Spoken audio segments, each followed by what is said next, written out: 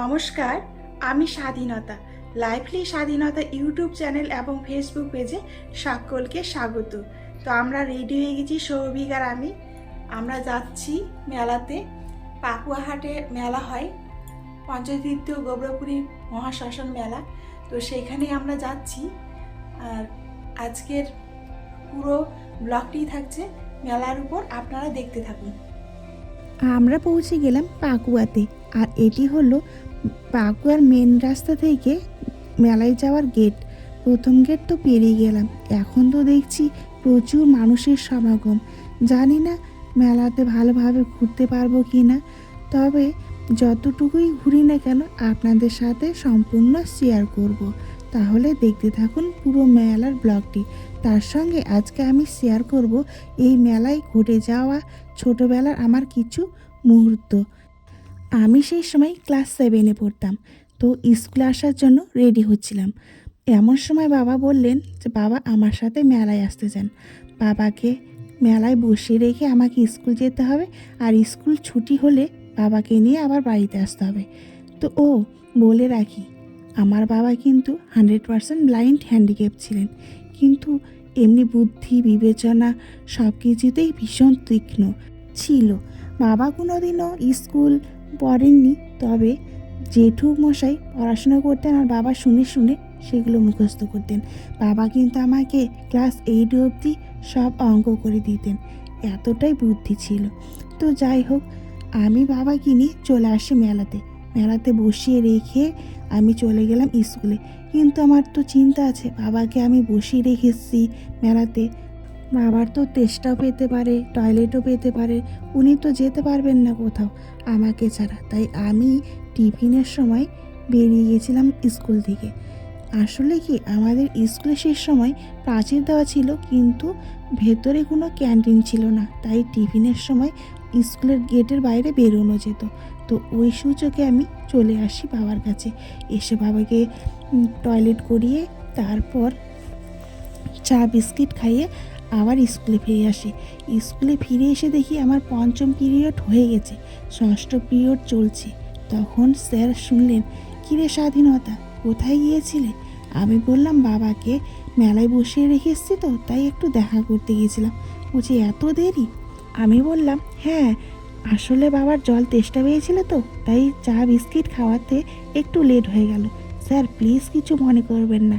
তবে স্যার জানতেন যে আমার বাবা 100% ব্লাইন্ড হ্যান্ডিক্যাপ, তাই বললেন ঠিক আছে, কোনো অসুবিধে নেই, তবে এরপর আর এমনটা করবে না, কেমন? আমি বললাম ঠিক আছে। তো ওই যে আমি মাপ পেয়েছি, তারপর আর বাবাকে মেলায় নিয়ে যাইনি। এমনি বিকেল করে নিয়ে যেতাম, সবাই মিলে গিয়ে বসে বসে মেলা দেখে তারপর সন্ধ্যায় বাড়ি ফিরতাম।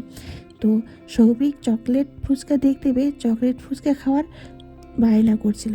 তো আমিও কোনো দিন খাইনি, তাই 1 প্লেট নিয়ে সবাই মিলে খেয়ে দেখলাম। তো ভালোই ছিল চকলেট ফুচকাটা। আরও মজার মজার ঘটনা হলো, স্কুল ছুটির পর অধিকাংশ ছেলেমেয়েরাই কিন্তু মেলায় এসে ঘুরে ঘুরে তারপর বাড়ি যেত। আমরা তো অবশ্য স্কুল হোক টিউশন হোক ছুটি হলেই এসে ঘুরে ঘুরে তারপর বাড়িতে যেতাম। আর দোকান ঘুরে ঘুরে দেখতাম কোন দোকানের কোন জিনিস ভালো আছে, কোনটা আমাকে কিনতে হবে। কারণ এই মেলার পরেই তো থাকতো সরস্বতী পুজো। সরস্বতী পুজোতে তো আবার সাজুগুজু করতে হবে। তো কি কি কিনতে হবে, কি লাগবে, আর কোন শাড়ি পরবো, কোন শাড়ির সাথে কোন রঙের চুড়ি পরবো, সব কিছুই কিন্তু আমরা এই মেলা থেকে কিনতাম। তো যাই হোক, কথা বলতে বলতে অনেক অনেক দোকান ঘুরে ফেলেছি। আর দিদি এখন খুঁজছে একটি পঞ্চপ্রদীপ। পঞ্চপ্রদীপ তো পছন্দ হচ্ছে না, তাই দোকান ঘুরে ঘুরে দেখছি। তবে দিদি গয়াতে দেখেছিল ওই রকম পঞ্চপ্রদীপ খুঁজছে, জানি না পাওয়া যাবে কি না। অনেক দোকান তো ঘুরলাম। এই যে দেখো কি সুন্দর গোপু সোনারা এখানে বসে আছে, দারুণ লাগছে দেখতে। তো যাই হোক, এই দোকানেও নেই। তো আরও ঘুরি, কোথায় আছে একটু দেখেই বেড়াই আর আপনাদের দেখাই। তো দেখতে দেখতে পেয়ে গেলাম এই যে এই ধরনের পঞ্চপ্রদীপ দিদি খুঁজছিল। তো দেখতেও ভীষণ সুন্দর লাগছে। তো দেখি দরে দামে পছন্দ হলে নিয়ে নেবে দিদি। তো এটার দাম পড়ছিল 900 টাকা। 900 টাকার 1 পয়সাও কম হবে না। তো তো দিদি দেখে শুনে আবার রেখে দিল, যে থাক নেব না, একটুও কমাচ্ছেন না, সেই জন্য দিদি রেখে দিল, আর নেওয়া হলো না। এরপর আমরা চলে এলাম খেতে। খিদা পেয়েছিল ভীষণ, সেই জন্য সৌভিক বলছে যে কিছু খেতে হবে, তাই চলে এসেছি চিকেন মোমো খেতে। চিকেন মোমো খেয়ে আবার ঘুরছি যে সৌভিক এখন গিফট নিতে চায়, কি গিফট নিবে সেটা কিন্তু এখনও ডিসাইড করতে পারিনি, তবে ঘুরে ঘুরে দেখছি কী নেবে। আর দেখো কি সুন্দর সুন্দর ব্যাগ, দেখেই তো নিতে ইচ্ছে করছে, কিন্তু নিয়ে হবেটা কি, মেয়ে তো নেই, আর আমি তো এসব ব্যবহার করি না, সেই জন্য আর নেওয়া হলো না। আর কাপগুলো দেখেও আমার ভীষণ পছন্দ হচ্ছিল, কিন্তু বাড়িতে নিয়ে যাব কি করে, সৌভিকের হাত ধরতে হবে, আবার এদিকে ব্যাগ, পারবো না, সেই জন্য নিলাম না। আর এইদিকে যে গলার হারগুলো, কি সুন্দর সুন্দর গলার হার, ছোট বাচ্চাদের কিন্তু খুব সুন্দর মানাবে। আর কাচের সেটগুলোও কিন্তু খুব সুন্দর সুন্দর এসেছিল। আমার এই যে কালো রঙের চায়ের কেটলিটা আমার পছন্দ হয়েছিল, কিন্তু দাম আর শোনা হলো না। যাই হোক, চলে এসেছি এদিকে ঘুরতে। আর সৌভিক এখন নিবে এরোপ্লেন, তাই এরোপ্লেন দেখছিলাম, আর এই যে কথা বলা ক্যাকটাসগুলোও দেখছিল। তো এরোপ্লেন কেনা হয়ে গেছে সৌভিকের, এখন আমরা অন্যান্য জিনিস দেখছি। দেখতে দেখতে চলে আসছে বাইরের দিকে, মেলার থেকে এসে আমরা ভাপা পিঠা দেখতে পেয়ে সৌভিক বললো যে ভাপা পিঠা খেতে চাই, তাই সবাই একটা একটা করে ভাপা পিঠা খেয়ে নিলাম।